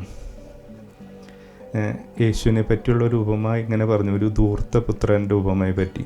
അപ്പോൾ പലരും ആ ഉപമയെ വ്യാഖ്യാനിക്കുന്നത് ദൈവത്തിൻ്റെ സ്നേഹത്തെ പ്രതിയാണ്. ആ ഉപമ കേൾക്കാത്തവരായിട്ട് ആരും തന്നെ ഇല്ലെന്ന് നമുക്കറിയാം. ക്രൈസ്തവ വിശ്വാസത്തിലെ ഒരു പ്രധാനപ്പെട്ട ഒരു ഉപമയാണ് ധൂർത്തപുത്രൻ്റെ ഉപമ. അതിൽ വിശ്വാസമില്ലാത്തവരും വരെ ആ ഉപമയെ പറ്റി കേട്ടിട്ടുണ്ടാവും. അതായത് ഒരു പിതാവിന് 2 മക്കളുണ്ടായിരുന്നു. ഒരു മകൻ താൻ തോന്നിയായിട്ട് പിതാവിൻ്റെ സ്വത്ത് ആവശ്യപ്പെടുന്നു. പിതാവിൻ്റെ സ്വത്ത് ആവശ്യപ്പെടുമ്പോൾ പിതാവ് അത് എടുത്തു കൊടുക്കുന്നു. ആ മകൻ ആ സ്വത്ത് ഉപയോഗിച്ച് ധൂർത്തടിച്ച് നടക്കുന്നു. എന്നാൽ പിതാവിൻ്റെ മൂത്ത മകൻ പിതാവിനോടൊപ്പം അവിടെ തന്നെയുണ്ട്, പിതാവിനോട് സേവ ചെയ്തുകൊണ്ട് പിതാവിൻ്റെ അടുത്ത് തന്നെ ഉണ്ടായിരുന്നു. അപ്പോൾ ഈ ധൂർത്തപുത്രൻ പോയി തൻ്റെ സമ്പത്തുമെല്ലാം മുഴുവനും നശിപ്പിച്ച് കളഞ്ഞുകൊണ്ട് പല തിന്മകളൊക്കെ ചെയ്ത് തൻ്റെ സ്വത്ത് മുഴുവൻ നശിപ്പിച്ച് കളഞ്ഞ് അവസാനം ഇയാൾ പട്ടിണിയായിട്ട് ഇയാളൊരു പന്നിക്കൂട്ടിൽ അഭയം പ്രാപിക്കുന്നു. അവിടെ പന്നികൾക്ക് കഴിക്കുന്ന ഭക്ഷണം വരെ കഴിച്ചുകൊണ്ട് ജീവിക്കാനായിട്ട് തുടങ്ങുന്നു. ആ സമയത്ത് ഇദ്ദേഹം പിതാവിനെ അനുസ്മരിക്കുന്നു. എൻ്റെ പിതാവിൻ്റെ വീട്ടിൽ വേലക്കാർ പോലും എത്ര സുഭിക്ഷമായിട്ട് കഴിക്കുന്നു, അപ്പോൾ ഞാനിവിടെ ഇരുന്നു കൊണ്ട് ഈ പന്നിക്കൂട്ടിലെ ഭക്ഷണമാണ് ഞാൻ കഴിച്ചുകൊണ്ടിരിക്കുന്നതെന്ന് ഈ വ്യക്തിക്ക് ബോധ്യപ്പെടുമ്പോൾ ഈ വ്യക്തി തിരിച്ച് പിതാവിൻ്റെ അടുത്തേക്ക് വരുന്നു. പിതാവിൻ്റെ അടുത്തേക്ക് വരുമ്പോൾ പിതാവ് അകലെ നിന്ന് മകൻ വരുന്നത് നോക്കിയിരിക്കുകയാണ്. ആ സമയത്ത് ഈ മകൻ വഴിവെക്കൽ കാണുമ്പോൾ തന്നെ പിതാവ് അവിടെ നിന്ന് ഇറങ്ങി ഓടിയിട്ട് ഈ മകനെ വന്ന് കെട്ടിപ്പിടിക്കുകയും ഈ മകനെ തിരിച്ച് തൻ്റെ ഭവനത്തിലേക്ക് കൊണ്ടുവരികയും ചെയ്യുന്ന ഒരു ഉപമയാണ്. അവിടെ വെച്ചിട്ട് ഈ മകന് തൻ്റെ മൂത്ത പുത്രന് കൊടുക്കുന്നതിനേക്കാളും കൂടുതൽ സ്നേഹവും പരിഗണനയും എല്ലാ കാര്യങ്ങളും കൊടുക്കുകയാണ്. അവൻ ചെയ്തു പോയിട്ടുള്ള എല്ലാ തെറ്റുകളും അവനെ അത് ഓർക്കാതെ അവനെ തിരിച്ച് സ്നേഹിക്കുന്ന രംഗമാണ് ധൂർത്തപുത്രൻ്റെ ഉപമ. അപ്പോൾ ഈ ഉപമ കേൾക്കുന്നവരിൽ അല്ലെ അത് വ്യാഖ്യാനിക്കുമ്പോൾ പലരും ദൈവത്തിൻ്റെ സ്നേഹത്തെ പറ്റിയാണ് പറയുന്നത്. യഥാർത്ഥ ദൈവത്തിൻ്റെ സ്നേഹം തന്നെയാണ്, പക്ഷേ അവിടെയും ക്രിസ്തു ഒളിഞ്ഞിരിക്കുന്നുണ്ട്. ക്രിസ്തുവിൻ്റെ മരണം അല്ലേ, സ്വന്തം പുത്രൻ അവിടെയുണ്ട്. അവന് പോലും കൊടുക്കാതെ തന്നിൽ നിന്ന് അകന്നു പോയ പുത്രനെ എത്രയധികമായി സ്നേഹിക്കുന്ന ദൈവം. അവൻ തെറ്റ് ചെയ്ത് തന്നിൽ നിന്ന് അകന്ന് ജീവിച്ചപ്പോഴും അവൻ മൂലം അവൻ്റെ മൂലം എല്ലാ കാര്യങ്ങളും നശിപ്പിച്ച് അവൻ ജീവിച്ചപ്പോഴും അവനെ തിരിച്ച് വീട്ടിലേക്ക് വിളിച്ചു കയറ്റുന്ന, സന്തോഷത്തോടെ സ്നേഹത്തോടെ വിളിച്ചു കയറ്റുന്ന ദൈവത്തെ പറ്റിയാണ് അവിടെ കാണാനായിട്ട് സാധിക്കുന്നത്. അപ്പോൾ ആ ഒരു സ്നേഹമാണ് ദൈവം മനുഷ്യരോട് കാണിക്കുന്നത്. അപ്പോൾ ഇത്രയും കാര്യങ്ങളാണ് യേശുവിൻ്റെ കുരിശുമരണത്തിൽ കിടക്കുന്ന സംഭവം. അപ്പോൾ അത് ദൈവത്തിൻ്റെ ആത്മാവുള്ളവന് മാത്രമാണ് അതിൻ്റെ രഹസ്യങ്ങളും അതൊക്കെ മനസ്സിലാക്കാനായിട്ട് സാധിക്കുള്ളൂ. അപ്പോൾ ഈ കുരിശുമരണത്തെ എടുത്തു വെച്ചുകൊണ്ട് ഏതെങ്കിലും സഭയിൽ ഇരുന്നു കൊണ്ട് ആരെങ്കിലും കളിയാക്കുമ്പോൾ, പരിഹസിക്കുമ്പോൾ ഓർക്കുക, അതിൻ്റെ പിറകിൽ അവൻ ദൈവത്തിനെതിരെ പ്രവർത്തിക്കുന്ന അരൂപികളാണ് അവിടെ ഉള്ളതെന്ന് നമ്മൾ മനസ്സിലാക്കണം. അതൊന്നാമത്തെ കാര്യം. അപ്പം യേശു കുരിശുമരണത്തിൽ കൂടെ നൽകിയത് സ്വന്തം ശരീരം ബലിയായിട്ട് കൊടുത്തു. അപ്പോൾ ഇനി ആ ബലിയായി കഴിഞ്ഞാൽ ആ ശരീരം പൂജ്യവസ്തുവാണ് അല്ലേ. അത് ആ ഒരു ഉടമ്പടിയാണ്. അതായത് ദൈവം അതിന് പരിഹാരം ചെയ്തു കഴിഞ്ഞു. അതിൻ്റെ ഒരു റിസൾട്ടാണ് യേശുവിൻ്റെ ശരീരം. ആ ശരീരത്തിൽ എല്ലാ തരത്തിലുള്ള പീഡനങ്ങളേറ്റ്, അല്ലെങ്കിൽ ഒരു കുഞ്ഞാടിനെ മുറിച്ച് കുഞ്ഞാടിൻ്റെ രക്തം ചിന്തണ പോലെ യേശുവിൻ്റെ രക്തം മുഴുവനായിട്ട് അവിടെ ചിന്തപ്പെട്ടു, ബലിവസ്തുവായി തീർന്നു. ഇനി ആ ബലിവസ്തു ഭക്ഷിക്കണം. ആ ബലി പൂർത്തിയാക്കണമെങ്കിൽ ബലിവസ്തു അവിടെ ഇട്ടിട്ട് പോയി കഴിഞ്ഞ് കഴിഞ്ഞാൽ ബലി പൂർത്തിയാവും. യഹൂദരുടെ പാരമ്പര്യം അനുസരിച്ച് ബലിവസ്തു ഭക്ഷിച്ചാൽ മാത്രമാണ് ബലി പൂർത്തിയാവുള്ളൂ. അപ്പോൾ യേശു ശരീരമായിട്ട് സ്വയം ബലിവസ്തുവായി തീർന്നതുകൊണ്ട് യേശുവിൻ്റെ ശരീരം ഭക്ഷിക്കാതെ ഒരു മനുഷ്യനും ആ ബലിയിൽ നിന്നുള്ള അനുഗ്രഹം സ്വീകരിക്കാനായിട്ട് സാധിക്കില്ല. ആ ബലി പൂർത്തിയാവണമെങ്കിൽ നമ്മളെല്ലാവരും യേശുവിൻ്റെ ശരീരം ഭക്ഷിച്ചേ തീരും. അതാണ് യേശു ക്രിസ്തു താൻ മരിക്കുന്നതിന് മുമ്പേ തന്നെ പറഞ്ഞത്, നിങ്ങളെൻ്റെ ശരീരം ഭക്ഷിക്കാതെ നിങ്ങളാരും രക്ഷപ്പെടുമെന്ന് നിങ്ങൾ വിചാരിക്കണ്ട. ഇതെല്ലാത്തിനും അങ്ങനെ ഒരു അർത്ഥമുണ്ട്. അതാണ് പറഞ്ഞത്, ഇത് അർത്ഥങ്ങളൊന്നും മനസ്സിലാകാതിരിക്കുന്നവരാണ് ഇതിൽ. ക്രിസ്ത്യാനികൾക്ക് വരെ പലർക്കും ഈ അർത്ഥങ്ങളൊന്നും മനസ്സിലാവാതെയാണ് വന്ന് കുർബാന കൂടുന്നതും അവിടെ വന്ന് എന്തൊക്കെയോ ചടങ്ങുകൾ കാണിക്കുന്നു. അല്ലെങ്കിൽ പലരും കുർബാനയെ വിശേഷിപ്പിക്കുന്നത് അതൊരു നാടകമാണെന്നാണ്. എന്തോ കാര്യങ്ങൾ, പണ്ട് നടന്ന കാര്യങ്ങളെപ്പറ്റി വീണ്ടും അവിടെ നാടകം പോലെ അവതരിപ്പിക്കുന്നു. എല്ലാവരും കണ്ടിട്ട് തിരിച്ച് വീട്ടിലേക്ക് പോകുന്നു എന്നുള്ളത്. പക്ഷേ യഥാർത്ഥത്തിൽ അവിടെ നടക്കുന്നത്, സഭ പഠിപ്പിക്കുന്നത്, നമ്മൾ വിശുദ്ധ കുർബാനയിൽ വന്ന് നിൽക്കുമ്പോൾ യേശുവിൻ്റെ ശരീരം കൂദാശ വചനങ്ങൾ ഉരുവിടുന്ന സമയത്ത് യേശു ഗോതമ്പപ്പം എടുത്ത് ഉയർത്തിപ്പിടിക്കുമ്പോൾ നമ്മളെല്ലാവരും യേശു മരിക്കുന്ന ആ സമയത്തിലേക്ക് പോവുകയാണെന്നാണ്. ആ ടൈമിലേക്ക് അവിടെ ഒരു ടെലിപ്പോർട്ടേഷൻ പോലെ, ദൃശ്യമായിട്ട് അവിടെ കാണാനായിട്ട് സാധിക്കുന്നില്ലെങ്കിലും ആത്മാവിലെല്ലാവരും ആ സമയത്ത് യേശുവിൻ്റെ കുരിശുമരണത്തിലെ ആ സമയത്തിലേക്ക് പോവുകയാണ് എന്നുള്ളതാണ്. അവിടെ വെച്ചുകൊണ്ട് നമ്മൾ യേശുവിൻ്റെ ബലിയാണ് അവിടെ വീണ്ടും അവതരിപ്പിക്കപ്പെടുന്നത്. നമ്മളെല്ലാവരും ആ കാൽവരി മലയിൽ ആ സമയത്ത് അവിടെ സന്നിഹിതരാകുന്നു. യേശുവിൻ്റെ ബലി നമ്മൾ കാണുന്നു. അതിനുശേഷം ആ ബലിവസ്തുവായിട്ടുള്ള യേശുവിനെ നമ്മൾ സ്വീകരിക്കുന്നു. അപ്പോൾ ഈ ബലിവസ്തു സ്വീകരിച്ചു കഴിഞ്ഞാൽ നമുക്കറിയാം, നമ്മുടെ ശരീരത്തിൽ തിന്മ കൊണ്ട് കളങ്കിതമായിട്ടുള്ള നമ്മുടെ ശരീരം, നമ്മുടെ ആത്മാവ്, ഇതെല്ലാം വിശുദ്ധീകരിച്ചേ തീരും. നമുക്കറിയാം, നമ്മൾക്ക് ഒരു കയ്യിലൊരു, നമ്മുടെ തുണിയിലൊരു ചെളി പറ്റിക്കഴിഞ്ഞാൽ, നമുക്ക് തന്നെ ചെളി പറ്റിക്കഴിഞ്ഞാൽ നമ്മൾ എന്താ ചെയ്യണേ? നമ്മുടെ മുന്നിൽ ഒരു കുളമുണ്ട് അല്ലെങ്കിൽ ഒരു സമുദ്രമുണ്ടെങ്കിൽ നമ്മൾ ഇറങ്ങി അവിടെ കുളിക്കും. നമ്മൾ ഇറങ്ങി കുളിച്ച് കഴിഞ്ഞാൽ നമ്മൾ ശുചിയുള്ളവരാകും. എന്നാൽ നമ്മുടെ അഴുക്ക് കൊണ്ട് ആ സമുദ്രം ചെളി ഇതായിത്തീരുമോ? നമ്മുടെ ശരീരം, നമ്മുടെ ശരീരത്തിലെ അഴുക്ക് മൂലം ആ സമുദ്രം അഴുക്കായി തീരുമോ? ഇല്ല, ഒരിക്കലും ഇല്ലല്ലോ. കാരണം സമുദ്രത്തിൻ്റെ വലിപ്പമെന്ന് പറയുന്നത് നമുക്ക് സങ്കല്പിക്കാവുന്നതിനേക്കാൾ വലുതാണ്. അവിടെ നമ്മുടെ ശരീരത്തിലെ ചെറിയൊരു ചെളി ആ സമുദ്രത്തെ മലിനമാക്കാനായിട്ട് സാധിക്കില്ല. അപ്പോൾ ആ ഒരു പ്രിൻസിപ്പിളാണ് ഇവിടെ നടക്കുന്നത്. യേശുവിൻ്റെ ശരീരം സ്വീകരിക്കുമ്പോൾ നമ്മൾ കാണുന്നത് വളരെ ചെറുതാണെങ്കിൽ തന്നെയും യേശുവിൻ്റെ ശരീരത്തോട് നമ്മൾ ലയിക്കുകയാണ്. ലയിക്കുമ്പോൾ നമ്മളുടെ ഉള്ളിലുള്ള എല്ലാ മാലിന്യങ്ങളും അവിടെ തുടച്ചു നീക്കപ്പെടുകയും നമ്മൾ ദൈവത്തിനുള്ള മക്കളായി തീരും, ദൈവത്തിൻ്റെ മക്കളായി തീരും. നമ്മുടെ ആത്മാവും ശരീരവും ശുദ്ധിയാക്കപ്പെടും എന്നുള്ള കൺസെപ്റ്റാണ്, ആ വിശ്വാസമാണ് ക്രൈസ്തവ സഭ കൊണ്ട് നടക്കുന്നത്. അപ്പോൾ ഈ വിശുദ്ധ കുർബാന എന്ന് പറയുന്നത് രഹസ്യങ്ങളുടെ കലവറയാണ് ശരിക്കും പറഞ്ഞാൽ. അതിൻ്റെ ഇമ്പോർട്ടൻസ് എന്താണെന്ന് ഇപ്പോൾ നമ്മൾ ക്രിസ്ത്യാനിയുടെ ഒരു 80%, 70% ക്രിസ്ത്യാനികൾക്ക് പോലും മനസ്സിലാക്കിയിട്ടില്ല എന്താണ് അതിൻ്റെ ഇമ്പോർട്ടൻസ് എന്നുള്ളത്. അത് ഈ കത്തോലിക്ക സഭയിൽ മാത്രമാണ് ഇത്രയും കൃത്യമായിട്ട് ഈ കാര്യങ്ങൾ യേശു പഠിപ്പിച്ചത് അതേപോലെ ചെയ്യുന്ന ഒരു സഭ എന്ന് പറയുന്നത് കത്തോലിക്ക സഭയിൽ മാത്രമാണ്. അവിടെ മാത്രമാണ് നിങ്ങൾക്ക് ഈ വിശുദ്ധ കുർബാന ദൈവത്തിൻ്റെ ശരീരമായിട്ട് സ്വീകരിക്കാനായിട്ട് സാധിക്കുകയുള്ളൂ. അപ്പോൾ അത് സ്വീകരിക്കുന്നതിൽ പലരും വിമുഖത കാണിക്കാറുണ്ട്, അതിനെ നിന്ദിക്കാറുണ്ട്, അതുപോലെ തന്നെ നിരവധി കാര്യങ്ങൾ അതിനെ ചെയ്യാറുണ്ട്. അപ്പോൾ അവരെല്ലാവരും ചിന്തിക്കേണ്ട ഒരു കാര്യമാണ്. രണ്ടാമത്തെ കാര്യം, വിശുദ്ധ കുർബാന തന്നെ യേശുവിൻ്റെ ശരീരമാണെന്നാണ് നമ്മൾ വിശ്വസിക്കുന്നത്. അത് സ്വീകരിക്കുമ്പോൾ അത് തന്നെ പല സ്ഥലങ്ങളിലും 1000-ഓളം അത്ഭുതങ്ങൾ ലോകം മുഴുവനും സംഭവിച്ചിട്ടുണ്ട്. ഈ തിരുവോസ്തി, ഈ ഓസ്തി ഗോതമ്പപ്പം ശരിക്കും ശരീരമായിട്ട് മാറിയ പല സന്ദർഭങ്ങളും ഉണ്ടായിട്ടുണ്ട്. അത് 2000 വർഷത്തോളമുള്ള സഭയുടെ ചരിത്രത്തിൽ ആയിരക്കണക്കിന് അത്ഭുതങ്ങൾ അതിൽ നടന്നിട്ടുണ്ട് പല സ്ഥലങ്ങളിൽ. പ്രത്യേകിച്ച് കേരളത്തിൽ വരെ നിരവധി സ്ഥലങ്ങളിൽ അത് നടന്നിട്ടുണ്ട്. അപ്പോൾ അങ്ങനെ ഒരു അത്ഭുതം കണ്ടിട്ട് വേണ്ട നമുക്ക് വിശ്വസിക്കാനായിട്ട്. അതുകൊണ്ടാണ് സഭ ഇങ്ങനെയുള്ള അത്ഭുതങ്ങളൊക്കെ കാണുമ്പോൾ അതിന് അത്രയധികം ഇമ്പോർട്ടൻസ് കൊടുക്കാത്തത്. കാരണം സഭയ്ക്കറിയാം, സഭയ്ക്കിപ്പോൾ അത് ഓസ്തി ശരീരമായിട്ടത് മുന്നിൽ വരേണ്ട ആവശ്യമില്ല. അതല്ലാതെ തന്നെ സഭയ്ക്ക് അറിയാം അത് യേശുവിൻ്റെ ശരീരമാണെന്നുള്ളത്. അപ്പോൾ അവിടെ വന്നിട്ട് നമ്മൾ അത്ഭുതത്തിന് വേണ്ടി അവിടെ സഭ കാത്തിരിക്കുന്നൊന്നുമില്ല. അപ്പോൾ അതുകൊണ്ടാണ് സഭ ഇങ്ങനത്തെ കാര്യങ്ങളെ അധികം പ്രോത്സാഹിപ്പിക്കാത്തത്. കാരണം സഭയ്ക്കറിയാം അതിൽ സത്യമായിട്ടും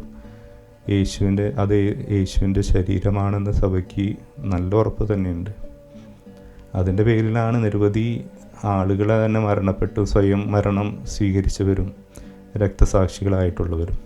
അപ്പോൾ അവരുടെ പിൻബലം മതി സഭയ്ക്ക്. അപ്പോൾ ആ ഒരു കാര്യമാണ് ഞാൻ പറയാനായിട്ട് ഉദ്ദേശിച്ചത്.